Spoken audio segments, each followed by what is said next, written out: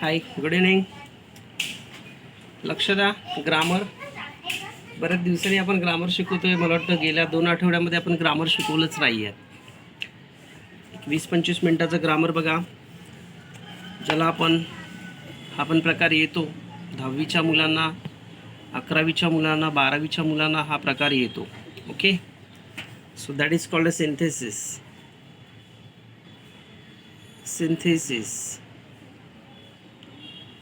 ह्याच्यामध्ये वाक्याचे प्रकार पडतात कोणते कोणते बघा. दिसतंय का? एक मिनिट क्लिअर करतो. ओके, दिसतंय आता. First of all simple sentence, याला आपण साधं वाक्य बोलतो. Then second compound sentence,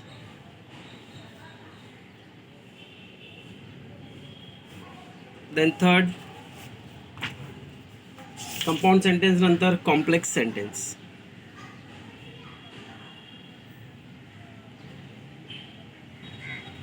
actually हा प्रश्न कसा येतो माहिती आहे काय?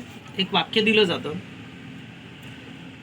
आणि याच्यामध्ये पहिला प्रकार बघूया आपण सिंपल सेंटेन्समध्ये.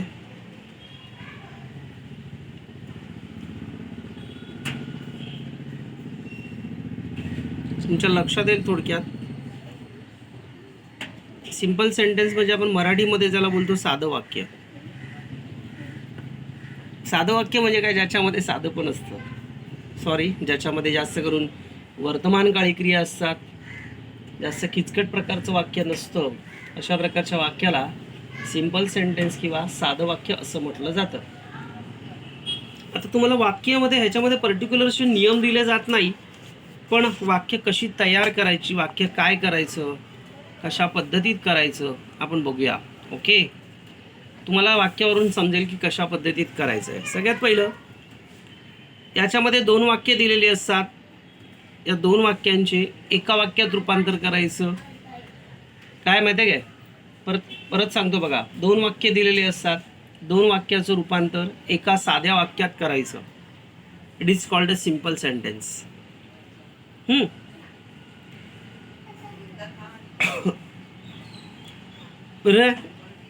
आता कशा पद्धतीने करतात याच्यामध्ये वेगवेगळी वाक्यात बघा. मी तुम्हाला सांगतो कशा पद्धतीत वाक्यात बघा. इथे मी 5 प्रकारची वाक्य लिहिलेली आहेत. 5ही वेगवेगळ्या प्रकारची वाक्य आहेत.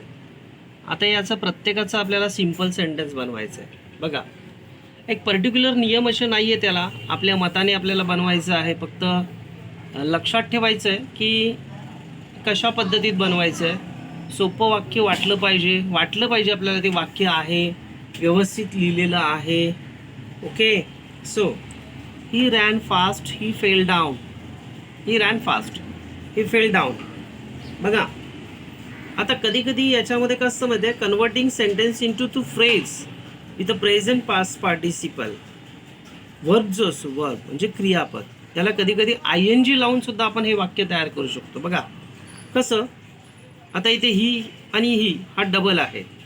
मग आपण काय करू शकतो, रनिंग फास्ट, ही एक करता घ्यायचा, फेल डाऊन, संपलं. बघा किती सोपं आहे ना. सोपं. फक्त आपल्याला व्यवस्थित समजलं पाहिजे की बाबा बरोबर केलेलं आहे किंवा अशा पद्धतीत केलेलं बरोबर आहे वाक्य. हे आपल्याला स्वतःची शहानिशा स्वतःला पाहिजे की आपण केलेलं वाक्य बरोबर आहे.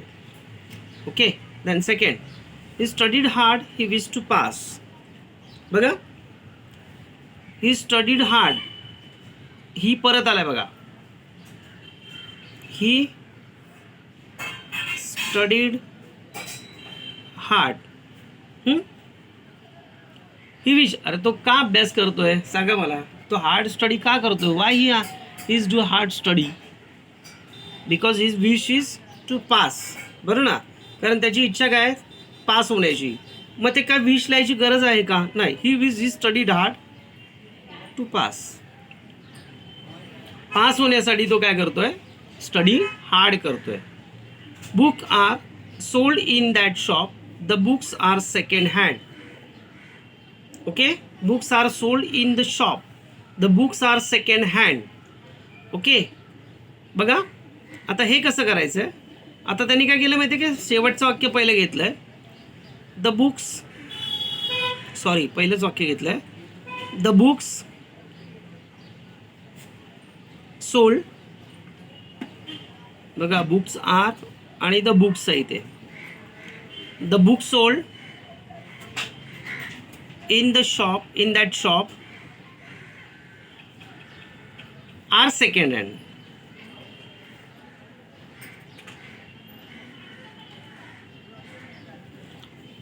समजलं. आता याच्यामध्ये काय केलंय, noun phrase use in the appositions with the noun main sentence याच्यामध्ये केलेलं आहे. आता चौथ्या प्रकारचं वाक्य, Gopal met the manager of committee, his name is Mr. Lobo.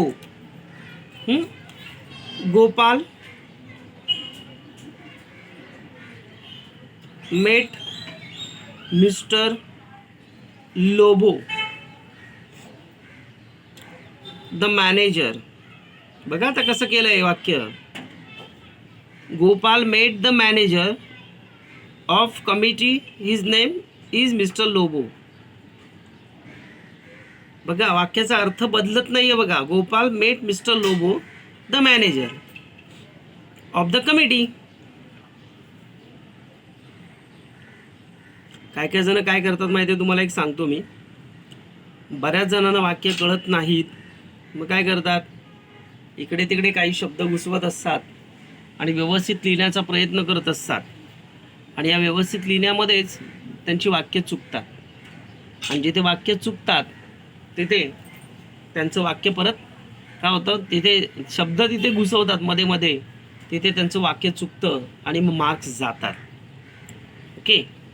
आता कंपाऊंड सेंटेन्स सेकंड काइंड, एक याचा दुसरा प्रकार कंपाऊंड सेंटेन्स. कंपाऊंड सेंटेन्स म्हणजे काय, एक मिश्र वाक्य असतं किंवा दोन किंवा अधिक साध्या वाक्याचं संयुक्त वाक्य बनवायचं असतं. टू सेंटेन्सचं एक सिंपल सेंटेन्स बनवायचं असतं. Compound sentence. Okay, compound sentence. याच्यामध्ये कोऑर्डिनेट शब्द टाकायचे असतात. There are conjunctions also, that is called conjunctions. See, and, but, or, for, that conjunctions make one sentence. Okay. या दोन वाक्यांचं बनवण्यासाठी मध्ये कंजंक्शन टाकले तर आपल्याला त्याचं एकच वाक्य बनवता येतं. हाऊ, कसं, लक्ष द्या. ओके, पहिलं वाक्य मी लिहून घेतो, नंतर तुम्हाला समजवतो परत एक. See, there are two sentence. The people praise their prince, they celebrate his deeds. दोन वाक्य बनवलेली आहेत बघा. या दोन वाक्याचं एक वाक्य बनवणे. ओके, त्याचं वन सेंटेन्स बनवणे. Use their coordinates and, but, or, for वापरायचे असतात. किंवा आपण हे अशा पद्धतीत पण यूज करू शकतो माहिती आहे आपण. You know that not only but also, either or, neither nor, हे पण आपण वापरू शकतो तिथे वाक्यामध्ये. That was also use in sentence. Okay. So the people praise their prince, they celebrate his deeds. Okay, so how to do this sentence? The people,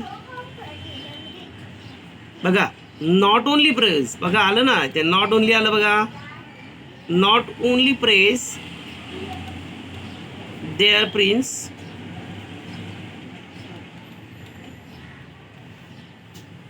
but also celebrate.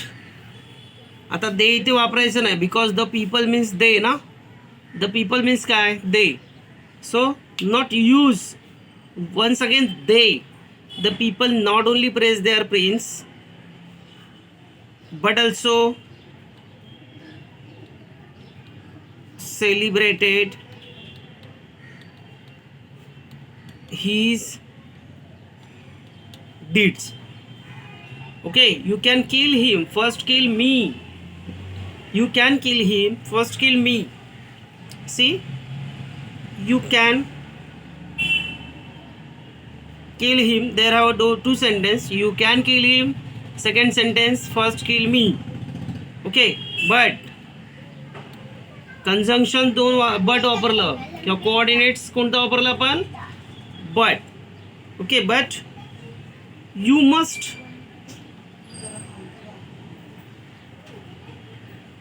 First kill me, पण तुला मला पहिलं मारावे लागेल. First kill me. The hippopotamus did not dispute his strength.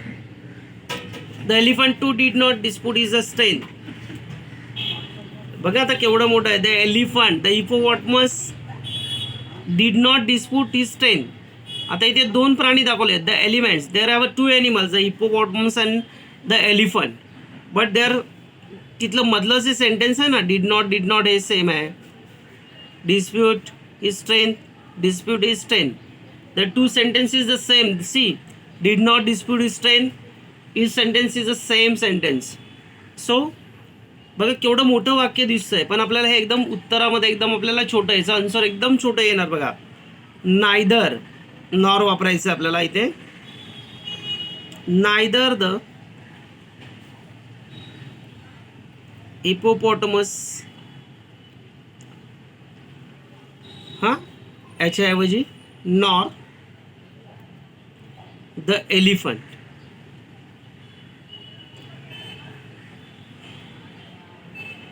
बघा मी काय केलं आता, हा जो डबल वाक्य आलंय ना, डबल सेंटेन्स आलाय, जर सेम सेंटेन्स ना, ते काय आपण केलं, रिमूव्ह केलं, त्यातून काढून टाकलं. बघा फक्त वन टाइमच घ्यायचं आहे ते. Neither the hippopotamus nor the elephant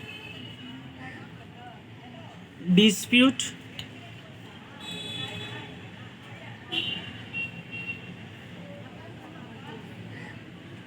strength. Disputed वगैरे असं काय बोलायचं नाही, डिस्प्यूटच बोलायचं. ईडी जरी असेल तरी त्या ईडीचा अर्थ हा थोडक्यात आपल्या तोंडात सायलेंट, म्हणजे सायलेंट ठेवायचा असतो. बरीच मुलं थोडंसं डिस्प्युटेड, कमळं, समजलं, ईडीचा हा जास्त त्याच्यावरती जोर जास्त देतात. तर तसं न करता ते शक्यतो सिंगलच घ्यायला बघायचं, एका ह्याच्यातच घ्यायला बघायचं. Then third sentence is there is a complex sentence. Second, then third sentence is complex sentence.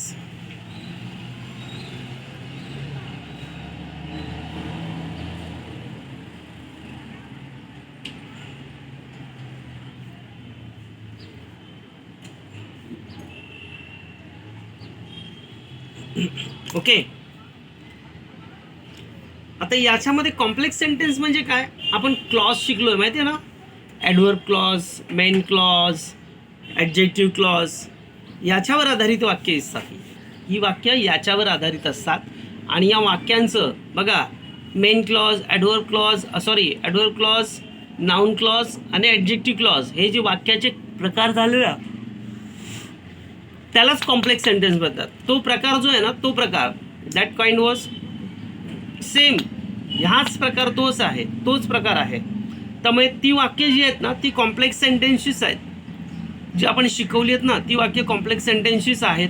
आता याच्यामध्ये पण आपण तसंच करणार आहोत. 3 प्रकारची 3 वाक्य घेऊया, म्हणजे तुमचं हा जो प्रकार आहे तो संपेल, म्हणजे सिंथेसिस जो आहे आपण शिकवतोय तो संपेल. बघा, now see, he was ready, he said so. Okay, he said that. बघा दॅट आलं माहिती आहे तुम्हाला. आपण दॅट पासून पुढे जो वाक्य होतं त्याला नाउन क्लॉज असं बोलायचं. दॅट, ही सेड, सोच्या ऐवजी दॅट वापरला, पण सो दॅटचा पण प्रकार आला इथे. बघा हां, सोच्या ऐवजी आपण काय वापरलं, that. He said that he was ready. He was ready, संपलं. I wish to my friends, he works in this school. I wish to meet my friend. Okay.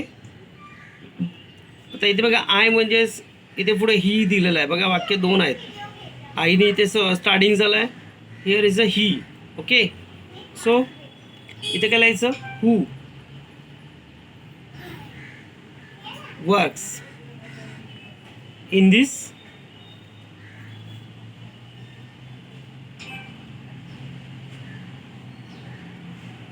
School. In this school. समजलं? In this school. आता एक त्यातलं तिसरं वाक्य घेऊया, म्हणजे तुमच्या अजून लक्षात दिले वाक्य. लक्ष द्या. Third, study hard. अशा प्रकारचं वाक्य आपण ज्यावेळेस ते क्लॉज शिकवलं ना, त्यावेळेस पण आपण सांगितलेलं होतं. Study hard, you will fail.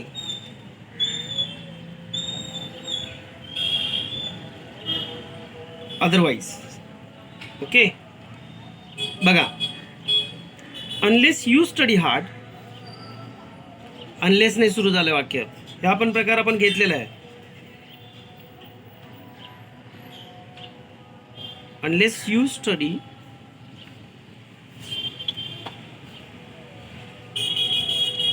Unless you study hard, you will fail.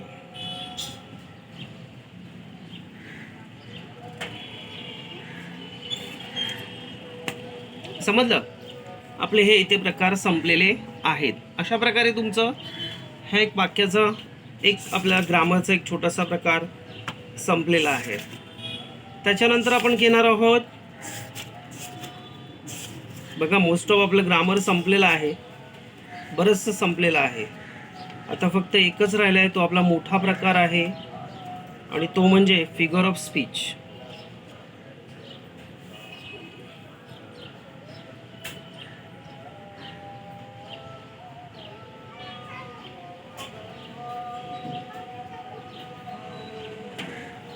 ज्याला आपण बोलतो